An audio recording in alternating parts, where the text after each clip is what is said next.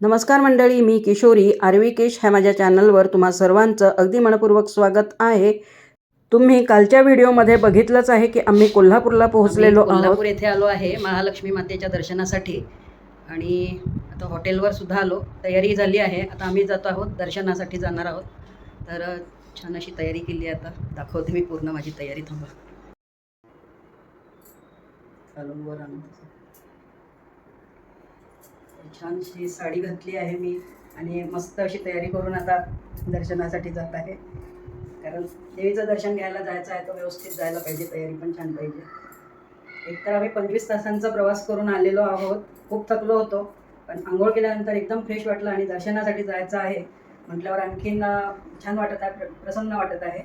तर आता आम्ही निघतो थोड्या वेळात दर्शनासाठी। चला, आम्ही ज्या हॉटेलमध्ये थांबलो आहोत ना, तर मी त्याचा संपूर्ण व्हिडिओ तुम्हाला दाखवणार आहे। कसं हॉटेल आहे, सध्या पसारा खूप पडलेला आहे सामानाचा। तर मग क्लीन झाल्यानंतर मी तुम्हाला म्हणजे रूमसुद्धा दाखवते आणि बाहेरचं जे आहे एरिया हॉटेलचा, तर तो सुद्धा दाखवणार आहे। आणि कोणत्या हॉटेलमध्ये थांबलो आहे, तर हॉटेल तुलसी नावाचं हे हॉटेल आहे आणि मंदिरापासनं जवळच आहे, फार लांब नाही आहे, 9 ते 10 मिनिटं लागतात। म्हणजे जर पायी पण गेलं तरी 9 ते 10 मिनिटं लागतात। तर म्हणजे जवळच आहे। तर आता आम्ही निघतो मग म्हणजे आणि मी हॉटेलचे पूर्ण तुम्हाला कसं आहे काय आहे तर पुढे दाखवणार आहे व्हिडिओमध्ये। हे तुलसी हॉटेल कोल्हापूर येथे बिंदू चौकामध्ये आहे आणि खूप छान असं हे हॉटेल आहे, मला पर्सनली खूप आवडलं। आणि चौकामध्येच असल्यामुळे इथून तुम्हाला ऑटो रिक्षासुद्धा अगदी इझिली अवेलेबल होतात। सकाळचा संध्याकाळचा चहापाणी असो, नाश्ता असो किंवा मग दुपारचं जेवण असो, तर तुम्हाला आजूबाजूच्या परिसरामध्ये पटकन मिळून जाईल। कारण आपण कसं आहे, बाहेर जातो तर आपल्याला माहिती नाही राहत, पण तुमच्या माहितीसाठी म्हणून मी सांगत आहे, जर कुणाला कोल्हापूरला यायचं असेल आणि मंदिराच्या आसपासच जर तुम्हाला राहण्याची सोय करायची असेल स्वतःची, म्हणजे 10 ते 15 मिनिटांच्या अंतरावर, तर त्यासाठी हा हॉटेल एक उत्तम पर्याय आहे। रूम पण छान आहे आणि इथे हा जो बाहेर मोकळा परिसर आहे ना, तर इथे छान बसण्याची वगैरे सोय केलेली आहे। तुम्ही रात्रीच्या वेळेस फिरूसुद्धा शकता इथे, शतपावली जे म्हणतो आपण, तर ते सुद्धा घालू शकतो। आम्ही जिथे थांबलो आहोत तिथे 13 रूम आहेत आणि त्याच्या वरच्या फ्लोअरला सुद्धा 13 रूम आहेत आणि मस्त असा हा हॉटेल आहे। मला स्वतःला पर्सनली आवडला आहे, म्हणून मी तुम्हाला संपूर्ण हॉटेलचा छान असा व्हिडिओ काढून दाखवत आहे। जर तुम्ही कधी कोल्हापूरला गेलात आणि तुमची जर राहण्याची तिथे सोय नसेल, म्हणजेच आपले कुणी रिलेटिव्ह वगैरे नसतात, तर अशा वेळेस ह्या हॉटेलमध्ये तुम्ही थांबू शकता। आणि रूमचं भाडं म्हणाल तर नॉन AC 1800 रुपये आहे आणि जर AC घेतलं तर त्याच्यापेक्षा 400 ते 500 रुपये जास्त द्यावे लागतात। आम्ही महालक्ष्मीच्या मंदिरात गेलेलो होतो, दर्शनसुद्धा घेतलं आम्ही। दर्शन पण खूप छान झालं आणि फार गर्दी नव्हती, अगदी अर्ध्या तासामध्येच आमचं दर्शन झालेलं आहे।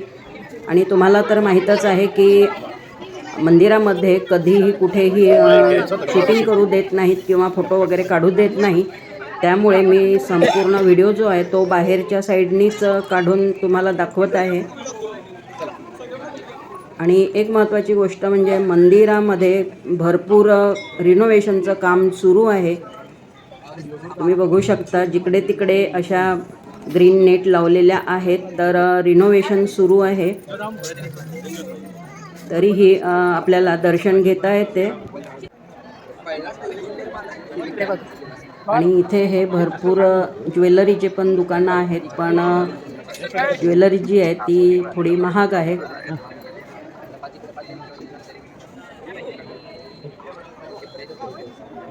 मंदिराचं बांधकाम चालू आहे असं दाखवत आहे हे असं।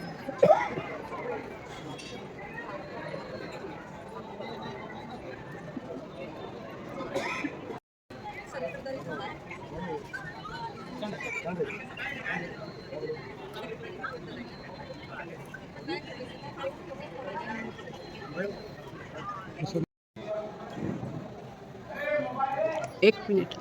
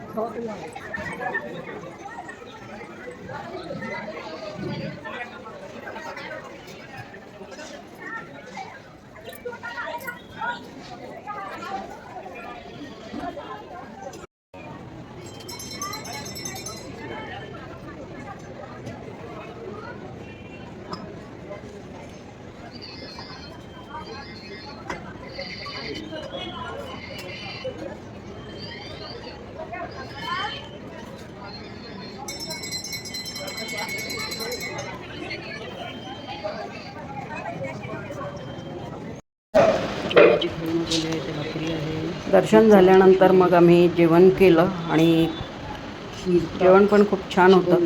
कोल्हापुरी थाली होती ही. तर कोल्हापूरला गेला आणि कोल्हापुरी स्पेशल थाली नाही खाल्ली असं होणार नाही. आम्ही इथे व्हेजिटेरियन थाली घेतलेली आहे. जेवण झाल्यानंतर पुन्हा आम्ही आमच्या हॉटेलवर आलो, आराम केला, कारण बाहेर भयंकर ऊन होती आणि उन्हामुळे अगदी जीव कासावीस होत होता. आराम केला छान. त्यानंतर मग गेलो आम्ही पुन्हा बाहेर. तर सायंकाळी आम्ही कुठे गेलो तुम्हाला दाखवते. आम्ही रंकाळा तलाव येथे पोहोचलेलो आहोत आणि खूप छान असा हा तलाव आहे आणि सायंकाळचा जो नजारा असते ना तर मस्त वाटते बघायला. आणि हे तुम्हाला मी कोल्हापूर दाखवत आहे व्हिडिओमधनं, कारण सगळ्यांनाच शक्य नसते बाहेरगावी जाणं किंवा कुठल्याही लांब देवदर्शनाला जाणं. तर त्यांच्यासाठी म्हणून मी खास असे हे व्हिडिओ तयार करत असते. आम्ही पोहोचलो आहोत रंकाळा तलाव येथे आणि इथे सुद्धा अशा प्रकारची चौपाटी आहे. खूप स्टॉल्स लागलेले आहेत खाण्याचे. आल्याबरोबर आम्ही पहिल्यांदा इथे चहा घेतला छान, कारण सायंकाळी चहा नव्हता झाला आमचा. तर इथे पोहोचल्यावर चहा घेतला आणि बघू शकता मस्त असा हा रंकाळा तलाव आहे आणि खूप प्रसिद्ध आहे कोल्हापूरचा रंकाळा तलाव. इथे गार्डनसुद्धा आहे आणि बोटिंगची सुद्धा व्यवस्था आहे आणि स्टॉल्स तर एवढे लागलेले आहेत खाण्यापिण्याचे.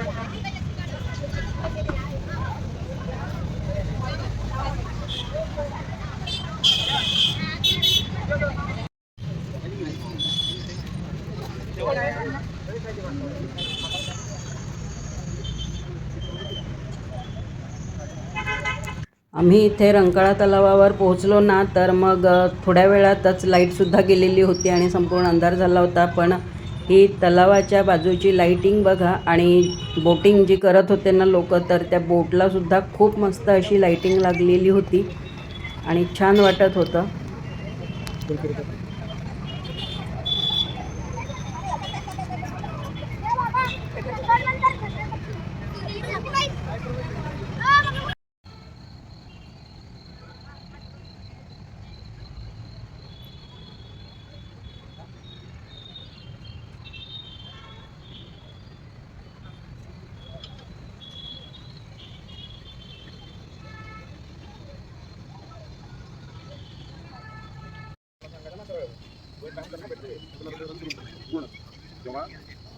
तलावाच्या एका बाजूला चौपाटी आहे आणि दुसऱ्या बाजूला गार्डनसुद्धा आहे आणि गार्डनमधूनच मग ज्यांना बोटिंग करायची असली तर ते सुद्धा करू शकतात.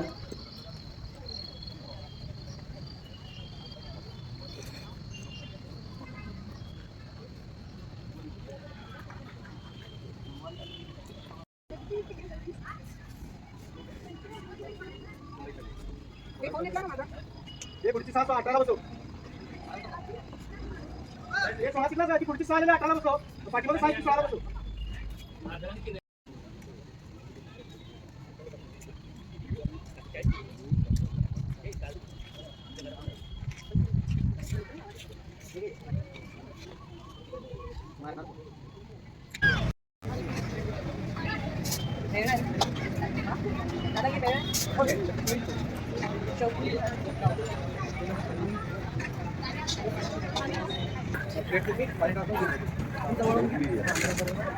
भरपूर फिरल्यानंतर आम्हाला सुद्धा भूक लागलेली होती, तर आम्ही सुद्धा थोडासा चौपाटीवरच्या पदार्थांचा आस्वाद घेतला आणि त्यानंतर पुन्हा आम्ही निघालो आपल्या हॉटेलवर. कारण दुसऱ्या दिवशीसुद्धा आम्हाला पुन्हा फिरायला जायचं होतं. तर कुठे आम्ही मग फिरायला गेलो तर ते तुम्हाला उद्याच्या व्हिडिओमध्ये बघायला मिळेल. आजचा हा व्हिडिओ तुम्हाला कसा वाटलेला आहे मला कमेंटमध्ये नक्की सांगा आणि आवडला असेल तर लाईक, शेअर, सबस्क्राईब करायला विसरू नका. पुन्हा भेटूयात आता उद्याच्या नवीन व्हिडिओमध्ये. तोपर्यंत बाय.